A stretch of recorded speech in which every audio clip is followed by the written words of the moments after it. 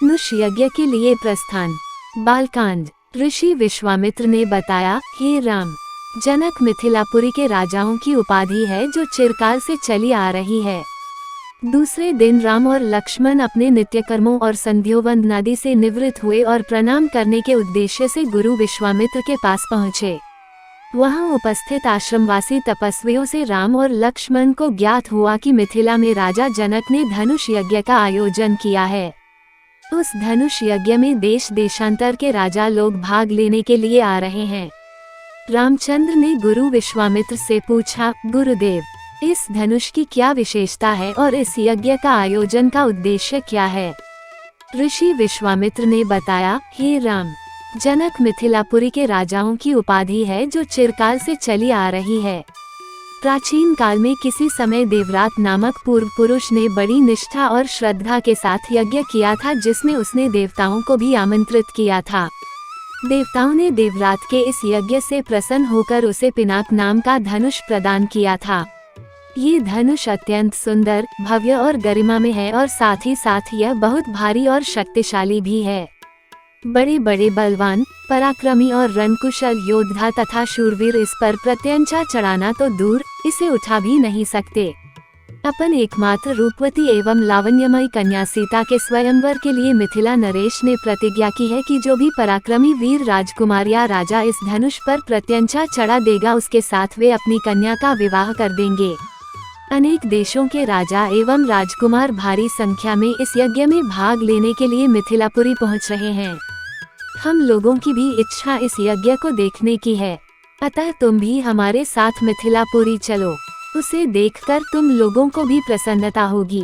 महर्षि का आदेशानुसार राम और लक्ष्मण ने भी विश्वामित्र तथा अन्य ऋषि मुनियों के साथ मिथिलापुरी की ओर प्रस्थान किया।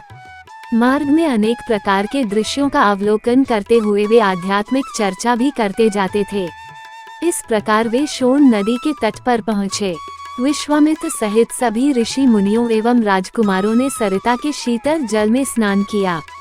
इसके पश्चात संध्या उपासना आदि से निवृत्त होकर धार्मिक कथाओं की चर्चा में व्यस्त हो गए। रात्रि अधिक हो जाने पर गुरु की आज्ञा से सभी ने वहीं रात्रि व्यतीत की। प्रातः नित्य कर्मों तथा संध्यावंदनादि से निवृत्त होने के पश्चात यह मंडली आगे की ओर बढ़ी। वे परम पावन गंगा नदी के तट पर पहुँचे। उस समय मध्याह्न होने के कारण भगवान भास्कर आकाश के मध्य में पहुंच चुके थे और गंगा का दृश्य अत्यंत मनोरम दिखाई दे रहा था।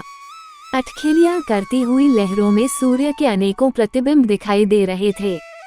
जल में कौतुकमयी मछलियां क्रीड़ा कर रही थीं और नभ में सारस, हंस जैसे पक्षी अपनी मीठी बोली में बोल रहे थे। दूर दूर तक सुनहरे रेत के कण बिखरे पड़े थे और तटवर्ती वृक्षों की अनुपम शोभा दृष्टिगत हो रही थी। राम इस दृश्य को अपलक दृष्टि से देख रहे थे। उन्हें देखकर विश्वामित्र ने पूछा, वत्स, इतना भाव विभोर होकर तुम क्या देख रहे हो? राम ने कहा, गुरुदेव, मैं सुरसरी की इस अद्भुत छटा को देख रहा हूँ। इस परम पावन सलीला के दर्शन मात्र से मेरे हृदय को अपूर्व शांति मिल रही है।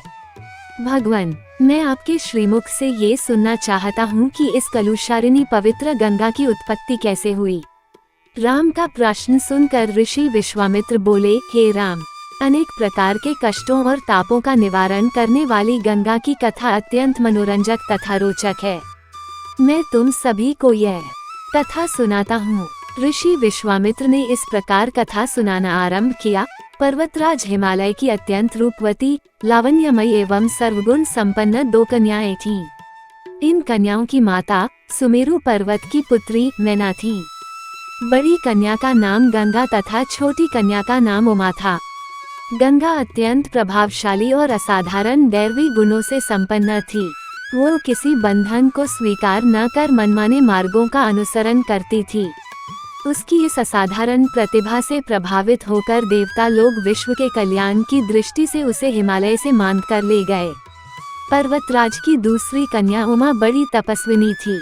उसने कठोर एवं असाधारण तपस्या करके शिव जी को वर के रूप में प्राप्त किया।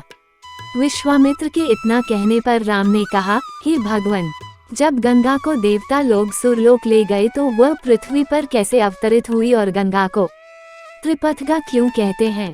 राम के इस प्रश्न का उत्तर देते हुए ऋषि विश्वामित्र ने कहा, सुरलोक में विचरण करती हुई गंगा से उमा की भेंट हुई। गंगा ने उमा से कहा कि मुझे सुरलोक में विचरण करते हुए बहुत दिन हो गए हैं। मेरी इच्छा है कि मैं अपनी मातृभूमि पृथ्वी पर विचरण करूं। उमा ने गंगा आश्वासन दिया कि वे इसके लिए कोई प्रबंध करने का प्रयत्न करेगी।